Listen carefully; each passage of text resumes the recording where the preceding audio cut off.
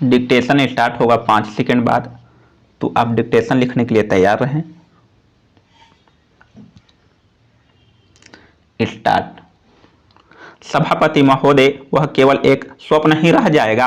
ऐसी स्थिति में मैं अनुभव करता हूं कि आपातकाल की घोषणा की जाए और इस देश के जो बुद्धिमान लोग हैं उनको लेकर एक सर्वदलीय सरकार स्थापित की जाए। हम यह अनुभव करते हैं कि जिस तरह का शासन इस समय चल रहा है उससे देश को कोई भी समस्या हल होने वाली नहीं है, बल्कि इस सरकार की गलतियों की समस्याएं बढ़ती जा रही है।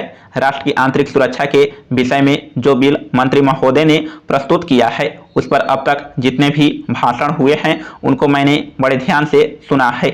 माननीय सदस्यों ने व्यक्तिगत स्वतंत्रता की लपेट में बहुत सारी बातें कही है और हमारे दल की ओर इशारा करते हुए कहा कि हम भी इसके औचित्य के संबंध में फिर से विचार करें।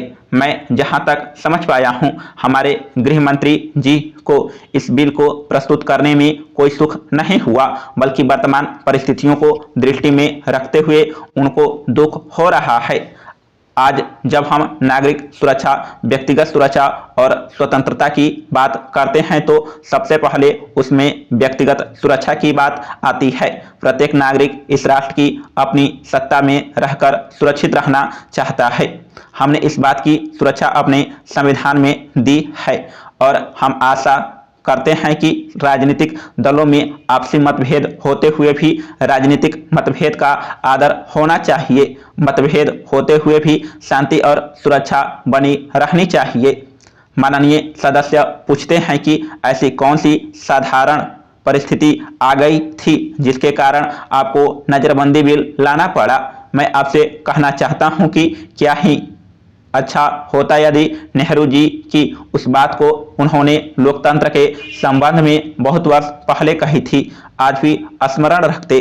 उन्होंने एक बार कहा था कि लोकतंत्र के संचालन और दायित्व निर्वाह से अगर किसी प्रधानमंत्री को बार बार पीछे मुड़कर देखना पड़े कि कोई छुरा तो नहीं भोंक रहा है, यह कोई अच्छी बात नहीं है। यदि ऐसी परिस्थिति देश में पैदा हो जाए, सांप्रदायिक दृष्टि से देश के विभिन्न स्थानों पर सांप्रदायिक दंगे हो रहे हों, उनका सामना करते हुए यदि हम जनता को सुरक्षा दे सके तो फिर किसी बिल की आवश्यकता नहीं है। महोदय, योजना पर वाद विवाद सच्चे अर्थ में एक राष्ट्रीय विचार विमर्श का अवसर है और मुझे प्रसन्नता है कि सदस्यों ने इसे गंभीरतापूर्वक लिया है। हालांकि इसकी आलोचना भी बहुत हुई है। ऐसी आलोचना सुनने के हम अभ्यस्त हो चुके हैं। पहले इसका लक्ष्य योजना का विचार हुआ करता था।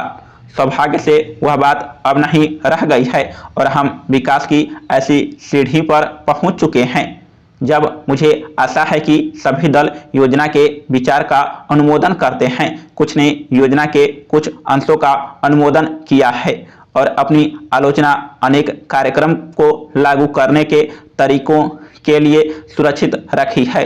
कई सदस्य ऐसे हैं जो योजना के हमारे ढंग को बिल्कुल पसंद नहीं करते। अब यह स्पष्ट है कि हम में से प्रत्येक व्यक्ति के रूप में नहीं बल्कि दल के प्रतिनिधि के रूप में कुछ विचारों के पक्ष में हैं और कार्य संचालन के किन्हीं विशेष तरीकों को पसंद करता है। हमने पर्याप्त विचार विमर्श और सोचने समझने के बाद यह निश्चय किया कि हमें किस प्रकार का योजना आयोग बनाना चाहिए और आयोग को किस ढंग से काम करना चाहिए। योजना आयोग में निर्दलीय स्वतंत्र विचारों वाले और गैर राजनीतिक विशेषज्ञ होते हैं, लेकिन वे पूरी तरह से योजना के लिए जिम्मेदार नहीं होते। योजना का निर्माण प्रत्येक राज्य के विभिन्न स्तरों के लोगों के साथ अनेक विचार विनिमयों के आधार पर होता है और अंततः उसे अंतिम रूप देने के लिए राष्ट्रीय विकास परिषद में प्रस्तुत किया जाता है, जिसके अंतर्गत सभी मुख्यमंत्री होते हैं, जिनमें अनेक अन्य दल के होते हैं। वे मिल बैठकर अपने विचार व्यक्त करते हैं। यह ठीक है कि इन बैठकों में मतभेद भी होता है, जो सामान्यतः योजना के तरीकों को लेकर नहीं बल्कि अधिकांशतः इस पर होता है कि किस राज्य को कितना पैसा मिलना चाहिए। हम जानते हैं कि हमारा कोई भी ऐसा कार्यक्रम नहीं है जो हमारी पूरी जनसंख्या की आवश्यकता के लिए पर्याप्त हो। सभी समय उपलब्ध साधनों और जनता की आवश्यकताओं के बीच सामंजस्य के लिए प्रयास करना होता है। यह सोचना होता है कि क्या किया जाना चाहिए अथवा एक दूसरे क्षेत्र के लिए क्या किया जाना चाहिए। कुल मिलाकर यह योजना अगले 4 वर्षों के लिए प्रगति का घोषणा पत्र है। हमें कुछ अनुमान है। समाप्त।